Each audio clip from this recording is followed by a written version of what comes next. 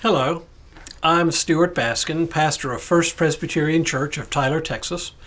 I am convinced that most of us do not wake up in the morning asking ourselves, what wrong can I commit today? Oh, I know there are people who do wake up each day with malice in their hearts, laying schemes to hurt and defraud others. But most of us are not like that. We think of ourselves as good people, as upstanding citizens. So what happens when otherwise good and upright people do wrong? Where does that come from? There is a telling story in Exodus that gives us a clue.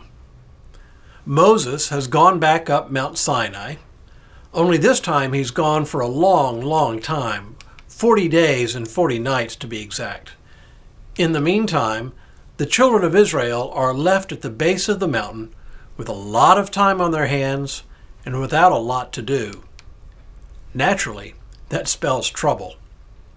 Keep in mind, they don't know how long Moses is going to be gone. For all they know, he has fallen on the trail and died or been attacked by some wild animal. After over a month of his absence, they are restless. The writer of Exodus tells us what happens next. This is in the 32nd chapter of Exodus. When the people saw that Moses delayed to come down from the mountain, the people gathered around Aaron and said to him, "Come, make gods for us, who shall go before us. As for this Moses, the man who brought us up out of the land of Egypt, we do not know what has become of him."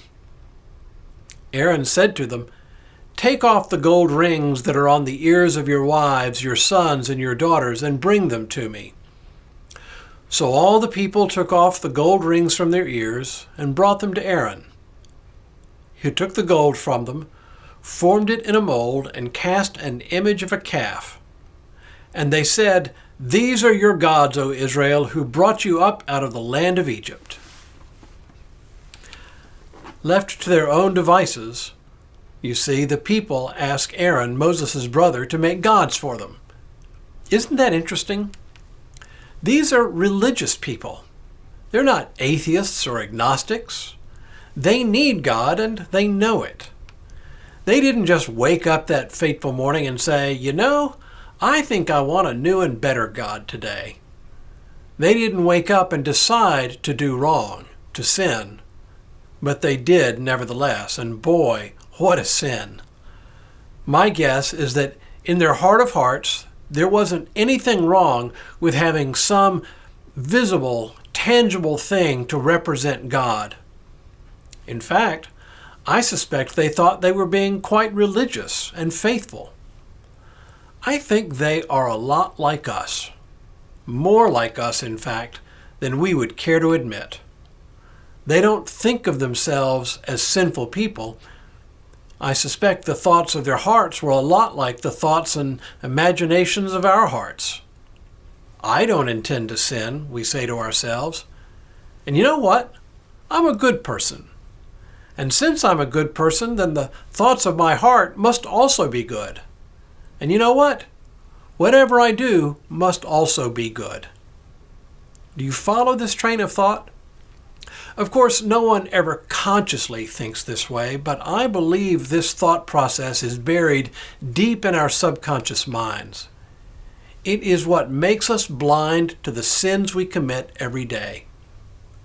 So this story from Exodus is really a cautionary tale for us. It reminds us that in spite of our best intentions, we are prone to do the things that we ought not to do. Or to quote Paul, "I can will what is right, but I cannot do it. For I do not do the good I want, but the evil I do not want is what I do. Now if I do what I do not want, it is no longer I that do it, but sin that dwells within me." If there's anything we want in life, it is spiritual health. And it turns out the first step to spiritual health is to recognize that we sin every day.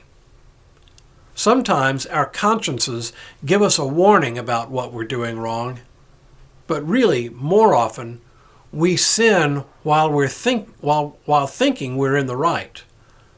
That's what makes sin so insidious, so sneaky. We often do it when we think we're doing the right thing. If we can begin to admit that in our hearts, if we can recognize how prone to sin we really are, then we have gone a long way toward putting our trust in God alone. Because at the end of the day, only God can heal us from our brokenness, our sin. And that is where our trust belongs, not in our own ability, but in the ability of God to redeem us. And now may God continue to bless you and keep you in all that you do today, tomorrow, and in all the days ahead.